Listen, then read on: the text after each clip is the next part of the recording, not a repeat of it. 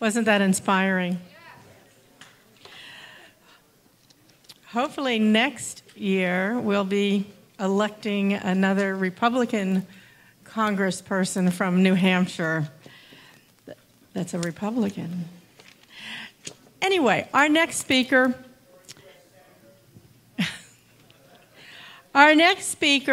you know, one of the things about speakers that we've had here today is they're multifaceted. Probably the thing I'm most impressed with about Jane Cormier is that she's an opera singer. How many of us can lay claim that we can sing opera? But she's also a former state representative. When I think of her, I think of the term firebrand. She's a Tea Party activist, and her newest role is the president of New Hampshire Right to Life, and I'm so pleased that she's come today to speak to us about that part of our Republican platform and that part that is so many of us have near and dear to our heart. Jane.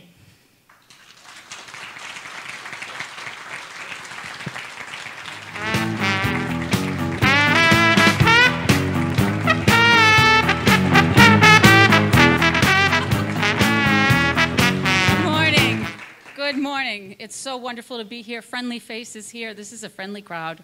I don't always have that gift. I appreciate it when I do get it.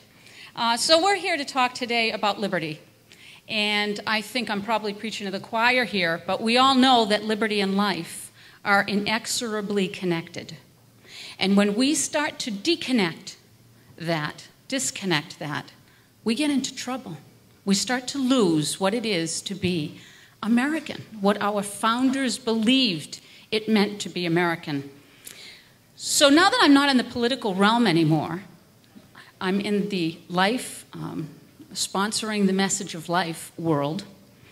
I really, everywhere I go, I think it's so very important to tell people that the message is something that we should not be frightened of. That the message is so connected to liberty that if we go out there and we lay claim to that message, we can win this debate. I can't tell you how many times I hear from politicians and from others, well, personally, I'm pro-life, but professionally, I'm pro-choice. Now, I don't know what's worse about that statement, the fact that their pro-life stance is so weak that they can't follow through with it, or the fact that the principles are so skewed, their conservative principles are so skewed that they fall away under the littlest pressure. Just this weekend here in New Hampshire, a prominent conservative politician and I had this very same debate. It leaves me breathless. If you cannot understand the basic human right to life, the right to live, how can you possibly stand by a principled message toward conservatism? Now, I know that many they don't really like this message, and I know that especially in the political world, there's the message, don't talk about the social issues, right? Let's not go there, because we can all get together on the issues that matter, like, funding or finance, whatever you're talking about, because it's an easier issue, right? But I can't tell you how much I disagree with that stance, and here's why.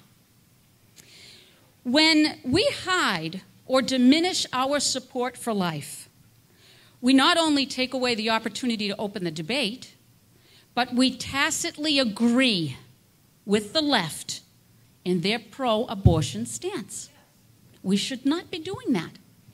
While some would ask us to leave the social issue of life alone in the political sphere, I think we do great, great damage to this debate when we allow that to happen.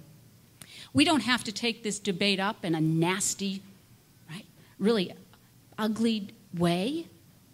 Who doesn't want to support life? Who doesn't want to support life? This is a message that is growing. We are finding in New Hampshire Right to Life many, many youth groups all over the country, not just in New Hampshire, that are growing in colleges, young groups, young voters that are now coming to understand what the life message is all about.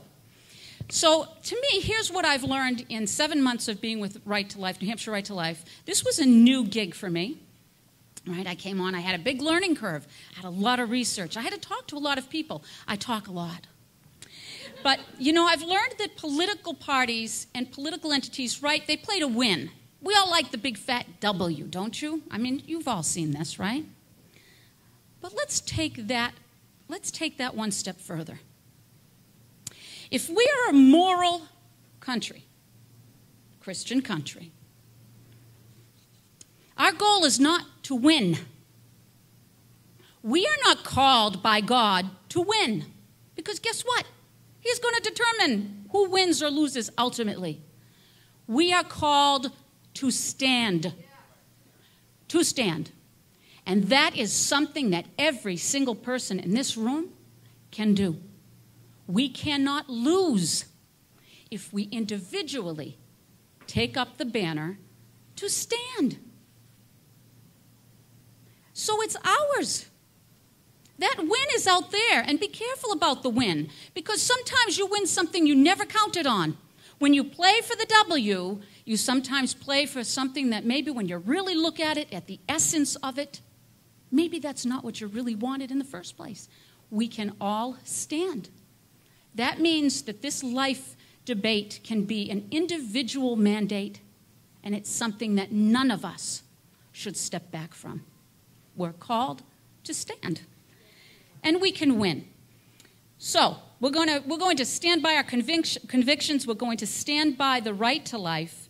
And I want you to know it's gaining traction all over the country. We have presidential candidates that now are coming out in forthright support of what it means to support life. Young people groups, they're growing all over the place. Nothing is more important to support this message. New Hampshire Right to Life believes that every single person is important, because life is no longer just about the baby in the womb. It's about valuing our elderly and the infirmed. It's about standing against the creation of life only to kill it for supposed scientific reasons or for selective breeding. We could go on and on, but we are at the crossroads of deciding which way our country will travel. Will we take the principled road, or will we take the politically correct road? It cannot be denied that when we devalue one spectrum of life, we devalue all life.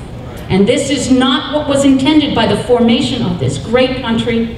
When our founders spoke of life, liberty, and the pursuit of happiness, it all begins with life. So next month, New Hampshire Right to Life is going to be taking up a new initiative called CHAMP, Changing Hearts and Minds Project. And we're going on the road, and we're going to talk, and we're going to engage in a smile, engage with a positive message, because we believe this message is ours to win. Let's make it clear. Every baby is important. There is no moral difference between aborting a first trimester baby or a third trimester baby.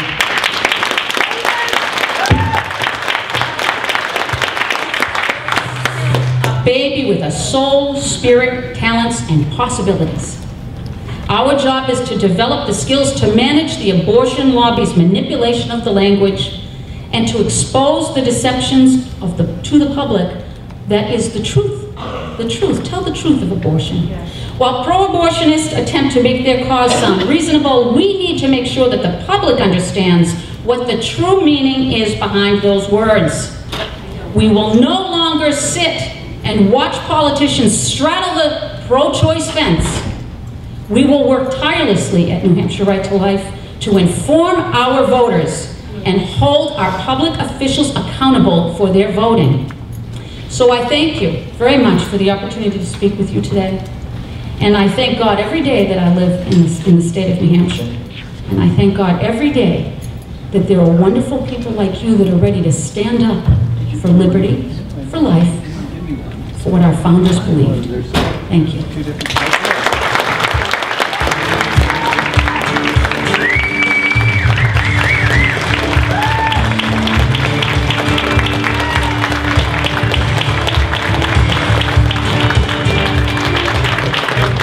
Thank you, Jane. Are we all having a good day?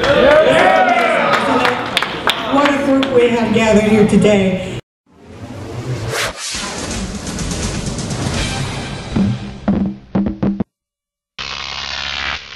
Croc TV.